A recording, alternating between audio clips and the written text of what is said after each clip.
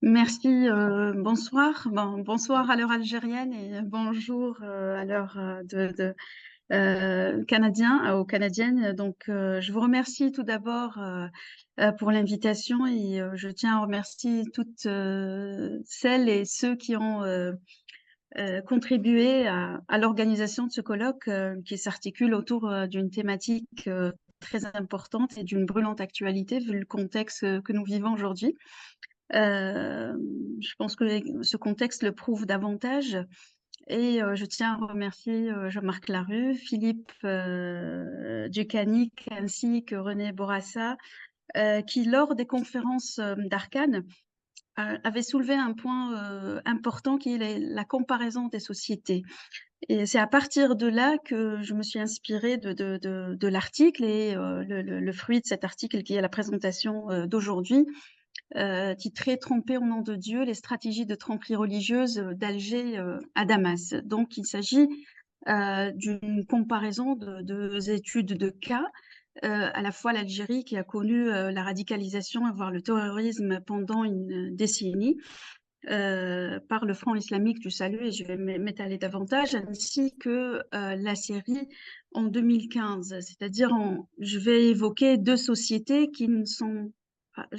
est-ce que les slides se défilent parce que... Excusez-moi. Non, on est toujours sur la front page, sur la première slide. Ah, d'accord. Et là? Parce que j'arrive pas à Oui, voir le... oui, Ah c'est ouais, bon. très bien. Très bien. Donc, je voulais dire que je pars de cette ambition de comparer deux sociétés qui ne sont pas forcément les mêmes. Elles appartiennent pas à la même zone géographique. Elles ont des caractéristiques sociétales complètement différentes. Je parlerai d'un contexte chronologique différent. Mais les deux sociétés ont été la cible d'une propagande, voire d'une série de tromperies religieuses qui a su exploiter la religion musulmane. Et ma foi, je me force un petit peu à clarifier sans pour autant s'enfoncer davantage dans la sociologie des religions, juste à clarifier que la religion musulmane, avec ce genre de pratiques, ne se limite plus, c'est-à-dire la relation entre l'individu et Dieu, ce qui est ou ce que le soufisme, à titre d'exemple, incarne parfaitement, mais c'est-à-dire la version politique, avec le spectre idéologique, cette partie qui résume un petit peu une communauté émotionnelle, a été extraire, voire extrapolée vers une autre dimension qui est une dimension idéologique et doctrinale, et avec une exaltation un peu plus dangereuse qui est le djihadisme, et qui a donné naissance à quelques mouvements terroristes, à l'instar de ce que l'Algérie a vécu et la Syrie. Je voudrais aussi jeter la lumière sur l'importance du sujet, étant donné qu'il ne s'agit pas d'un sujet limité par le temps ni par la zone géographique. C'est-à-dire, on a affaire à un phénomène incontemporel qui dure et qui perdure et qui s'adapte et qui sait adopter les différentes techniques. La politique, la perception est la même, mais les techniques elles sont adoptées, pardon, selon la cible, selon le contexte et selon la temporalité. Fut le cas avec Daesh qui a su, c'est-à-dire incarner une certaine expansion et cibler plusieurs zones géographiques. C'est le cas également dans la région du Sahel en Afrique. La problématique de ma recherche s'articule principalement sur cette perspective de découvrir, voire de déterminer les fondements des stratégies de tromperie. Je parle d'islamistes, le cas de l'Algérie et l'exploitation du laser, et je vais davantage m'étaler par rapport à cet exemple, en juin 90, et djihadistes, puisqu'on est à un niveau beaucoup plus élevé, non pas uniquement uniquement un parti politique qui a exploité le laser, mais comme outil d'illusion et de tromperie, mais aussi dans la production cinématographique au-delà du réel, en particulier dans l'analyse d'Inside the Caliphate publiée en 2015. Donc, les approches sur lesquelles repose principalement ma recherche, bien évidemment, c'est l'approche weberienne explicative qui nous permet un petit peu de comprendre les relations sociales et qui enveloppent, à vrai dire, le comportement de l'individu et qui se décline de l'ordre social et de l'ordre politique et constitue ce que Weber appelle la communauté émotionnelle. Mais dans le cas du djihadisme, on ne s'arrête pas uniquement à la communauté émotionnelle, mais à l'élévation de cette communauté qui est la communauté que j'appelle communauté d'action. Une autre approche, et j'espère rendre hommage aussi au professeur, au défunt Roger Audin, qui nous a quittés mois d'août dernier, avec son approche simiopragmatique par rapport aux modes de sens qui ont été exploités justement pour analyser Inside the Caliphate. Une approche également qui m'a été d'une grande utilité du penseur algérien assez connu par son ouvrage Les conditions de la Renaissance. Et cette approche a été évoquée dans ce qu'il appelle la colonisabilité, dans la vocation de l'islam, et je vais expliquer davantage puisqu'elle a donné naissance, elle m'a permis, si je me permets, de parler de ce que j'appelle l'infonctionnalité, et je vais expliquer davantage. Donc, nous sommes, à vrai dire, face à deux études de cas dans un contexte géographique et chronologique différent.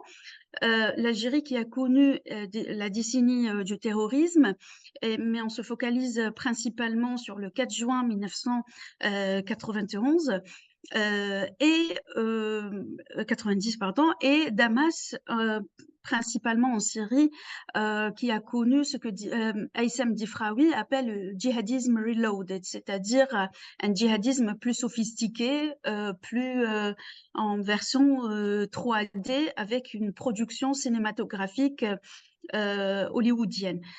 Donc, ces deux études de cas, excusez-moi, nous permettent un petit peu de comprendre et de cerner à la fois l'évolution de la stratégie de tromperie religieuse ainsi que son adaptation par rapport à la temporalité et par rapport à la cible et l'usage des outils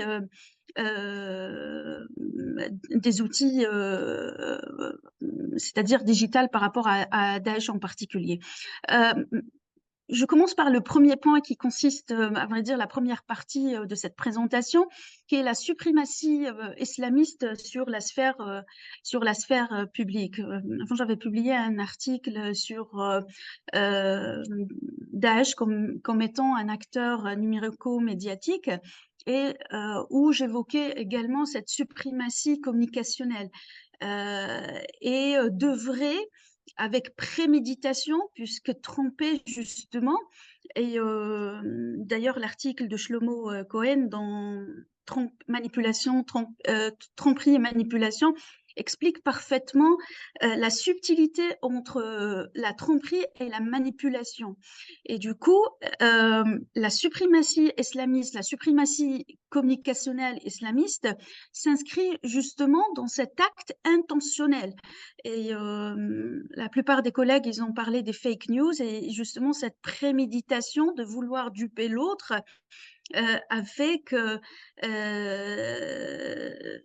avec préméditation, c'est-à-dire essayer d'imposer des fausses croyances à l'autre et de le convaincre d'un mensonge tout en étant au courant de ce processus de tromperie.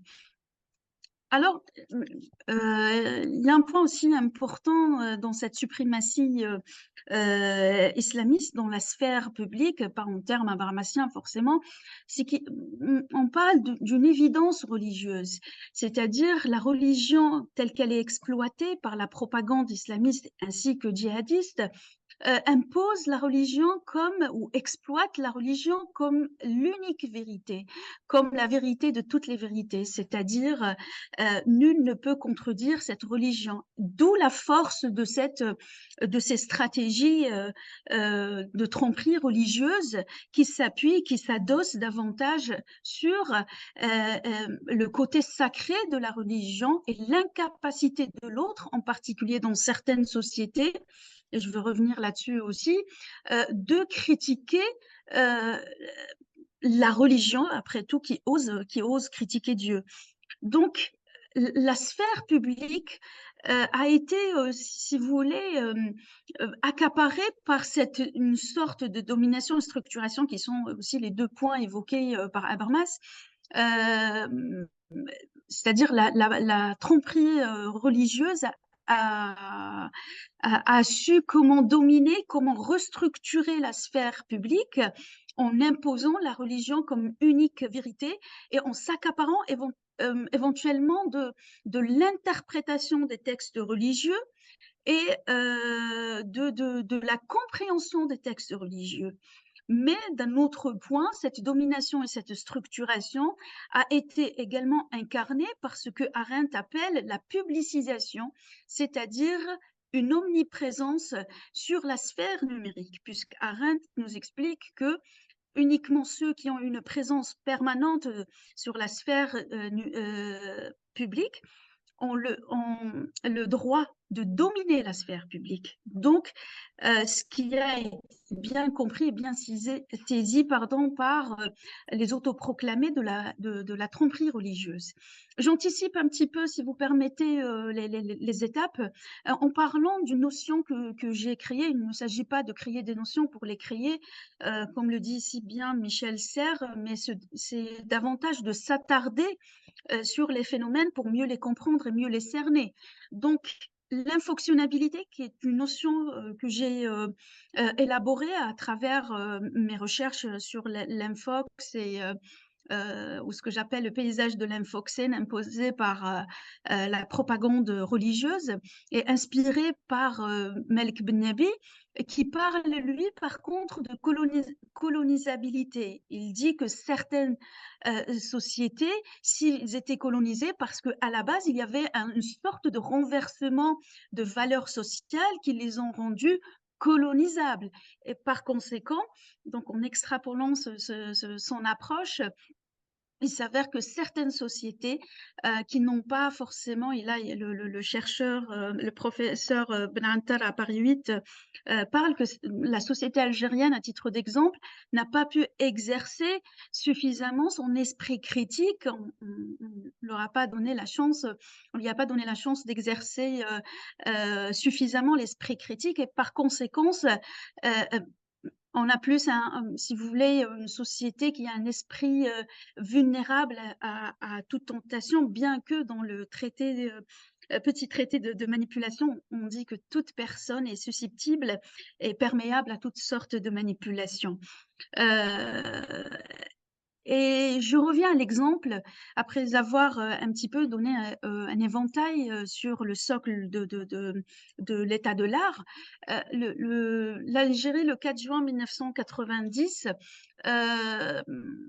le parti FIS, donc le Front islamique du salut, avait utilisé le laser, et je vais vous montrer la vidéo qui est c'est-à-dire disponible sur. J'avais hésité pour des droits d'auteur de la publier, mais elle est disponible sur YouTube, donc normalement il n'y a pas de problème là-dessus.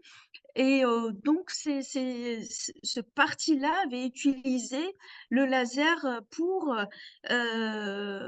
dissuader la foule et convaincre que c'est Dieu qui a écrit Allah au ciel pour bénir le parti politique. Je vous laisse voir la vidéo et je reviens par rapport à ça.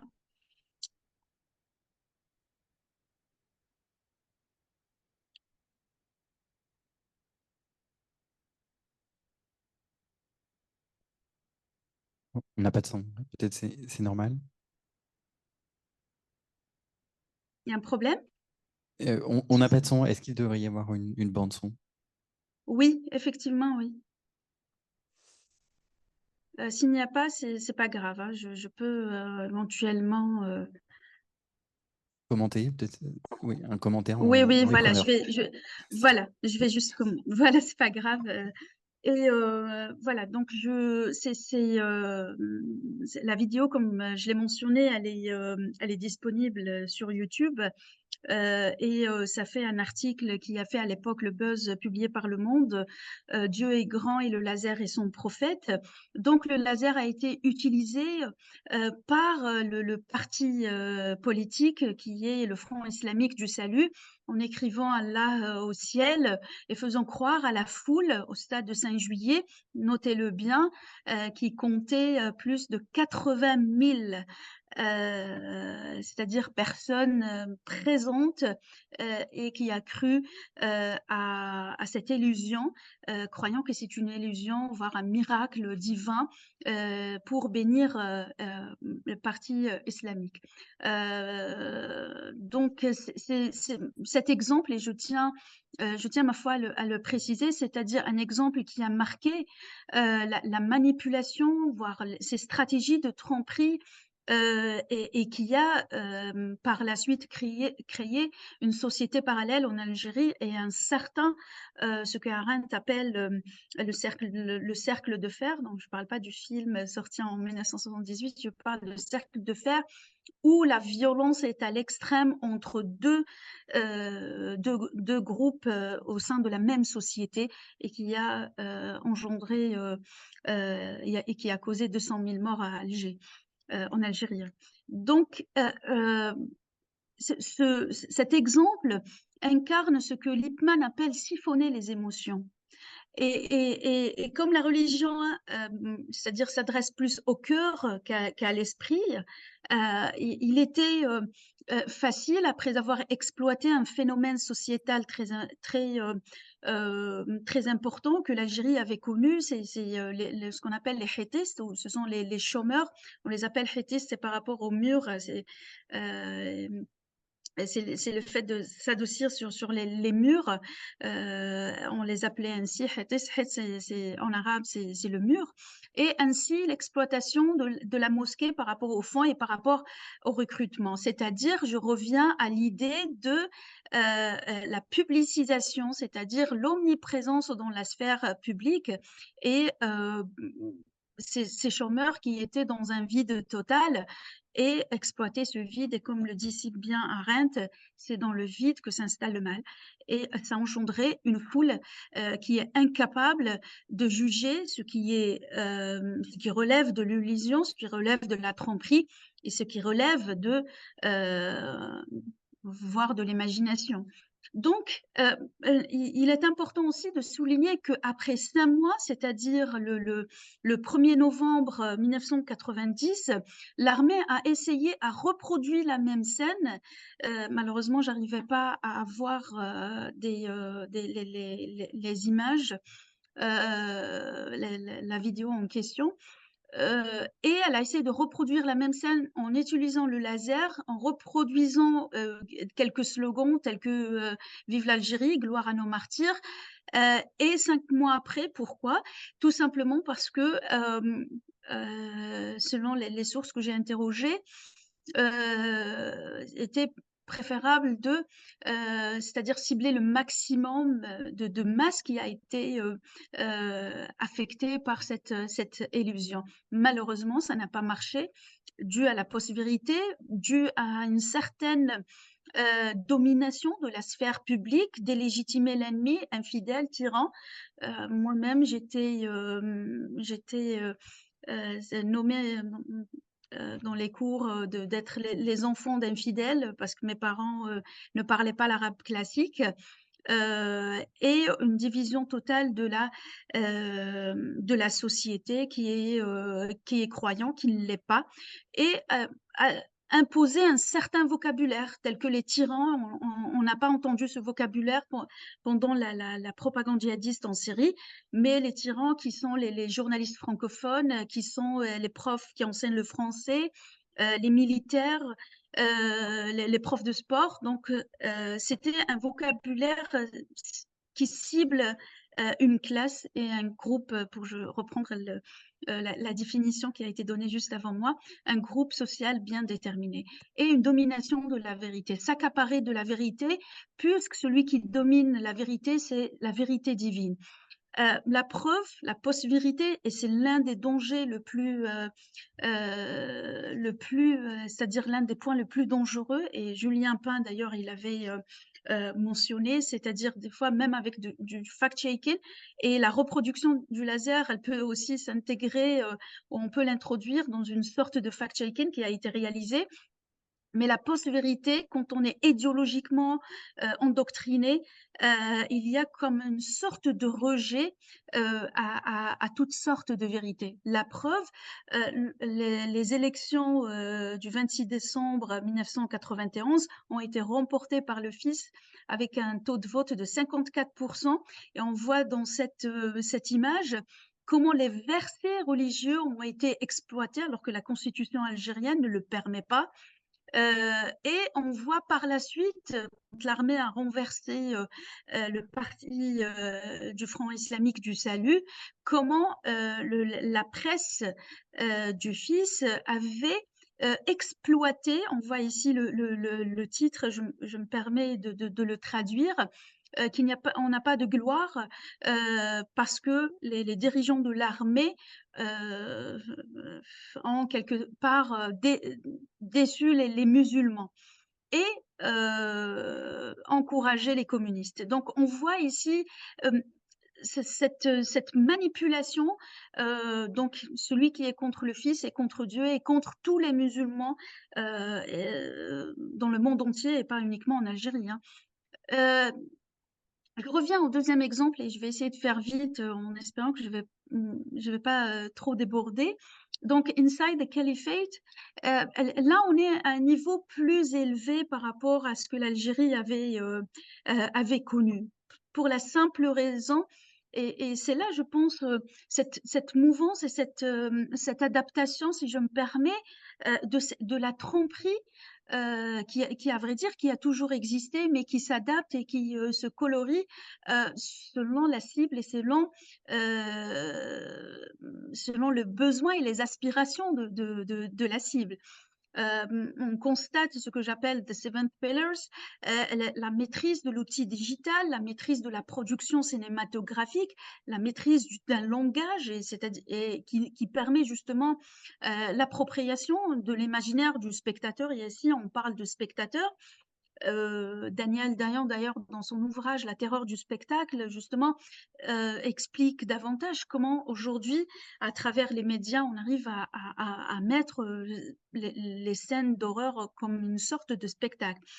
Et c'est-à-dire la victimisation, on revient au même cas de l'Algérie, c'est-à-dire délégitimer l'autre, qui est déshumaniser l'ennemi, et le malaise social, c'est le même cas comme l'Algérie.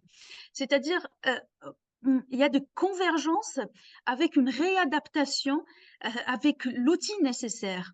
Et là, on comprend comment les autoproclamés de Daesh en particulier, d'ailleurs, la vidéo, elle est publiée en version 16, qui, de 16 minutes, compris une certaine dépendance du spectateur d'aujourd'hui à la sphère numérique, ou ce que l'écrivaine Lina Zahour appelle une sorte de dictature du like et du nombre sur la sphère numérique. On est dépendant, on est quasiment... le numérique devient pour nous comme une sorte de nécessité vitale.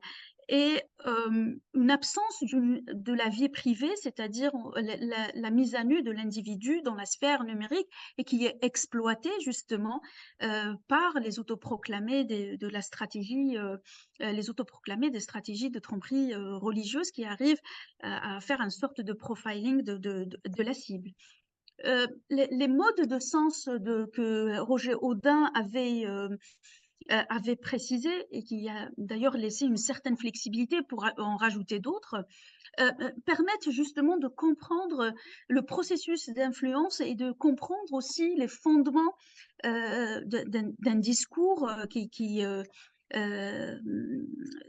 qui découlent d'une communication qui nous permettent justement de voir la nature de lien social qui vise la cible et qui les attentes communicationnelles via cette production cinématographique des autoproclamés et c'est-à-dire le profil de la cible attendue. Tout est exploité, c'est-à-dire dans une seule vidéo qui est Inside the Caliphate, on a trouvé tous les modes déterminés par Roger Houdin, argumentatif et persuasif, esthétique, l'usage des nasheed avec certains de ce que Difraoui appelle les pop stars de l'islamisme, tels que Maher Zain, un mode spectaculaire où on montre la mort comme fiction, c'est-à-dire le spectacle, en dépit de sa radicalité, pour reprendre l'expression de Lipovetsky, ne œuvre à transformer la réalité en représentation fausse, alors qu'avec le cas de la stratégie de tromperie de Daesh, c'est de transformer le réel au-delà du réel, c'est-à-dire montrer de quoi cette tromperie est capable et à quel point elle est capable d'incarner une sorte de fiction à la hollywoodienne. Voilà. Donc, et parmi les modes de sens qui ont été la liste de modes ou la grille, excusez-moi, de Roger Houdin, et nous avons rajouté une sorte de mode branding parce que en essayant de recopier un petit peu la calligraphie du logo El Hayat, qui est le centre de broadcasting de Daesh, ou qui était le centre de broadcasting de Daesh. On voit un petit peu ce logo qui nous renvoie un petit peu à Al Jazeera, le même logo, la même calligraphie. Et ça me fait rappeler ce que Richard Ewert, dans son article Tromperie et contre-tromperie, il est plus facile de rajouter une perception sur une autre perception que de changer une perception et d'éliminer une autre.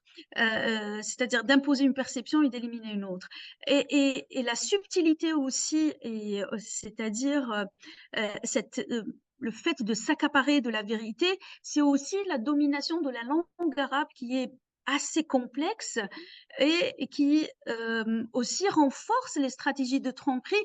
Donc l'autre ignore la subtilité langagière justement de l'arabe, c'est-à-dire plus on ignore, plus on est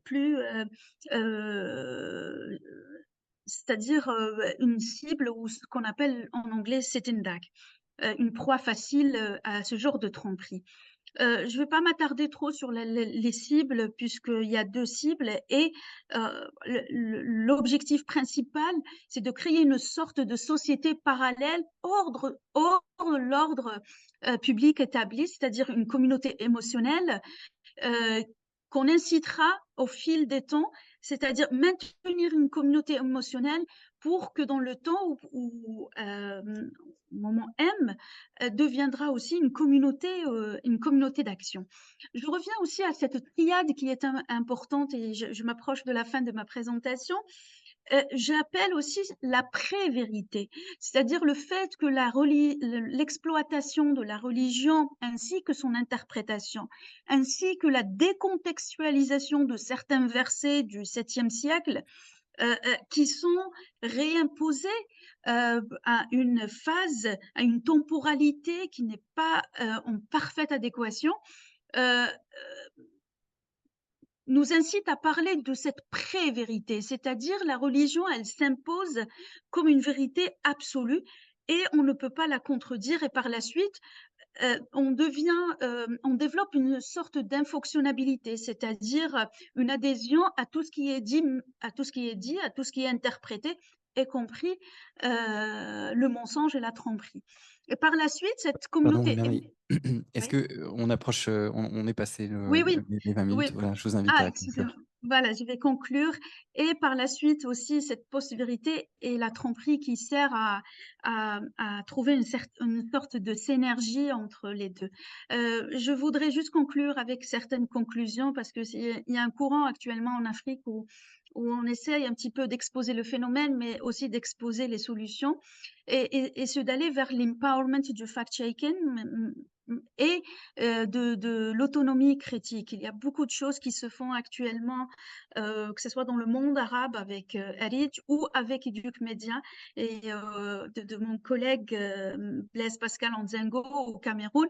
Et je reviens à la région Sahel qui subit énormément de discours de haine et un discours assez radicalisé. Euh, je conclus avec la citation de Mandela où il dit que l'éducation est l'arme la plus puissante que l'on ait à disposition pour changer le monde, je dirais plutôt pour également renouer avec l'esprit critique ou ce que Masterman appelle l'autonomie critique. Voilà, je vous remercie, je suis tout de suite à vos questions en espérant essayer de simplifier le maximum cette question qui est assez complexe justement. Voilà, merci.